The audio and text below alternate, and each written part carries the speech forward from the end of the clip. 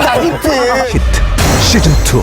PvT, and he's really focusing on PvP, and he's like, okay, I beat Bomber easy with this all-in and just an easy first game on Frozen Temple, then I play the PvP.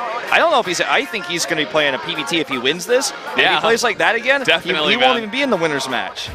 I'm on the same page with you, man. He's coming down to this one game now in the best of 3 up against Bomber. It is going to be on New Gettysburg, so let's jump into game number 3 between Stats and Bomber right now.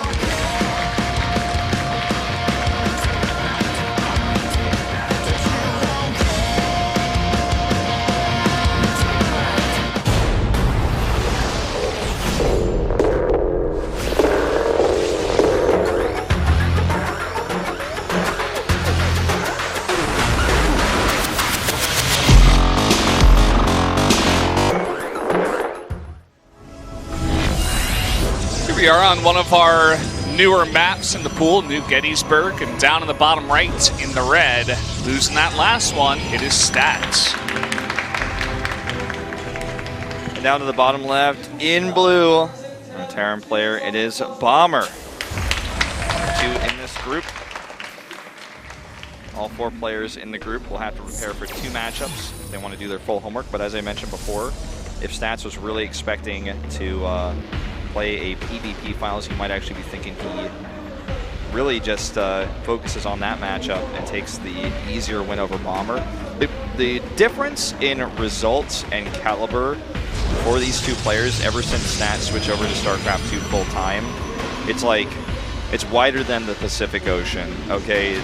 I'm not trying to be mean, I'm not trying to be rude, I'm not trying to hurt Bomber fans' feelings, but he is by far and above the favorite in this matchup that we have, this first one. This is one of our new reporters. I saw her working on actually Uchegot, one of our kind of variety shows actually that they do down here, a StarCraft variety show with the Korean commentators. She's been working on that, so she'll be doing that later on tonight. Usually it comes on after SSL. Yep. Check it out. It's a cool show. Yeah, it's pretty funny, even if you can't understand it. They do kind of funny builds, and they, for fun, 2v2s, and they make rules and stuff. I've seen some of it. It's pretty cool. It's very similar to, if you followed in the old days, BattleNet Attack that I think NBC Game used to do. It's so long ago, I can't remember if that was OGN or NBC. I think it was NBC. But, yeah, where you would have, basically players play with handicaps against people on the ladder. Yeah. This is a fast 3rd CC again here for Bomber.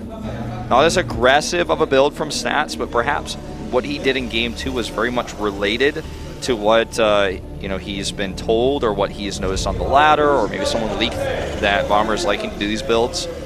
But the problem with his the problem with the Game 2 was not his build, but his execution. And we'll see what happens here in this 3rd game. I feel like when it comes to rushes and timings, your execution is by far the most important thing. But later on in the game, if you can make the right choices and you have good macro, sometimes your micro in those moments is less important, as we saw in game number 1, when Bomber had a significant lead, but Stats just overwhelmed him in the end with better economy, better numbers. So we do have this Oracle coming out now. It was rallied to the front of the natural. He actually reset that rally as well to the front of the natural, so I think he should be sending that over right away, perhaps to hit with these 2 adepts at the front. Maybe he wants to take an interesting angle here. Yeah, perhaps he even wants to fight the Marines. I'm starting to see this pattern in this series alone where, in the harassment we're seeing from Stats, he's committing to the army. And this is something I've been talking about for a long time, because I really do think it's a valid tactic. Marines in the early game are so weak. And if you start to get a little bit of a tempo advantage with that, then you can get more SC kills after, and you've killed both. But he's drawing these units to the natural with the Adept Shades. Now we'll get 1 SCV, 1 Mule. We'll delay this eBay, which, if it were finished, maybe we would have had a turret here, but it's an ironic situation. Yeah, gonna come in 3 SCV kills and a Mule. Does scout the 3rd CC as well. That's already in orbital, so he knows exactly what the timings are and what Bomber's build is. He also saw it's a quick stem, so what he knows is that even though stem is going to be here soon, he confirms that this is actually what that is for. He saw only a tech up before, I guess, but now he knows it's a quick stem, which leads him to believe that the Marine numbers will be small early, but there's going to be a follow-up attack that can be made that's very strong, as this eBay has actually not been reset. Oops. Oh god, I'm like, Bomber's gonna watch this. There we vlog. go. He's so upset. It's like, wow, I thought the commentators didn't notice. Oh boy, they were looking at it for a while there. Well, he does get that going, and I kind of like this build for Terran, especially on bigger maps, right? You get out a very early 3rd CC, but it's not all too risky. You know, perhaps if we saw another proxied Stargate, this would have been kind of risky because you can get in there when there's about 4 Marines, and you're also pumping out, you know, 1, 2 Adepts from one gateway. You can definitely do a ton of damage to the Terran, but Bomber correctly predicting that no build such as that was going to come out. And I feel like it makes sense, you know, going into game number 3, you're going up against someone like Stats. He's probably going to just sit back and be like, oh, I got to play a normal standard game now. I can't be messing around anymore. And Bomber, he goes greedy and he gets away with it because of it. I like the idea here because when you think about it, oh, this depot actually not being reset either. Just a small little thing. The build that he's chosen is very good defensively.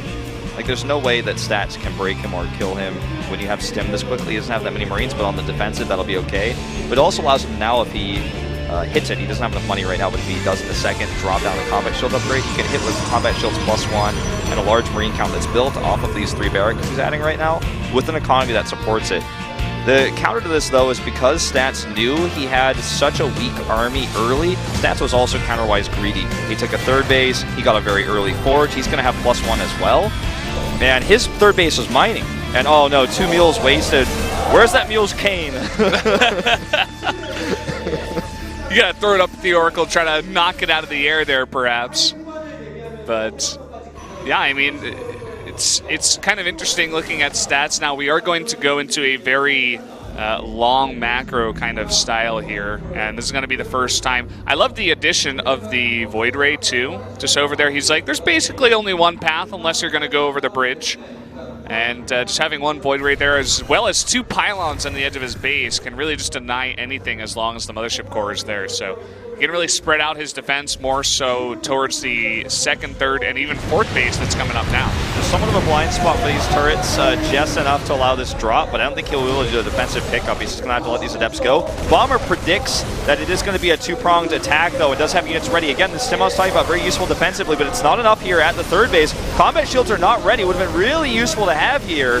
6 seconds left. They're done now, but looks like the damage has been done. Yeah, he's not even going for the Marines. He kills 18 SCVs. Now he shades into the natural 22, 25, 28. I mean, there's so many Adepts over here. Even the Oracle getting into the action. This is a done deal here in game number 3.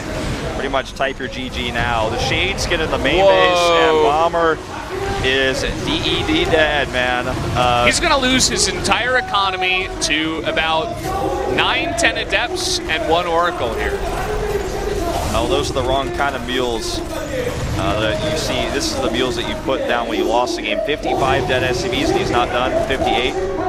The Korean company is going crazy. GG. What? That's it, GG. He just gets out of the game right there, and Stats, the Fury, he comes back. We've seen angry Stats now for the first time.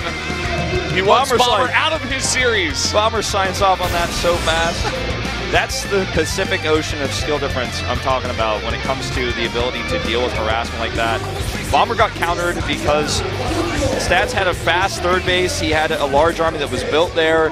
He knew the layout of Bomber's bases because he saw the way they were made. Not having combat shields there would have made that defense a lot tougher for Bomber. He lost a lot of Marines, and then he didn't have enough Marines to split between all 3 bases. And I gotta say it, like, I mean, Bomber's been a pro gamer for a long time, but he really struggled in that first series in a lot of ways, and I think the game 2 win was really just Stats' mistake. And he really needs to shape it up in the next series if he's going to survive this group. And you look at the other side of the bracket, too, Deer or Gumiho, also 2 very strong players that Bomber's going to have a lot of trouble with. So, guys, we are going to go to a quick commercial break before we get into that series of Deer versus Gumiho. We'll be right back. Never had a plan B, they told me I should probably adopt one. I don't know, shoot, what's a ghost to a shotgun?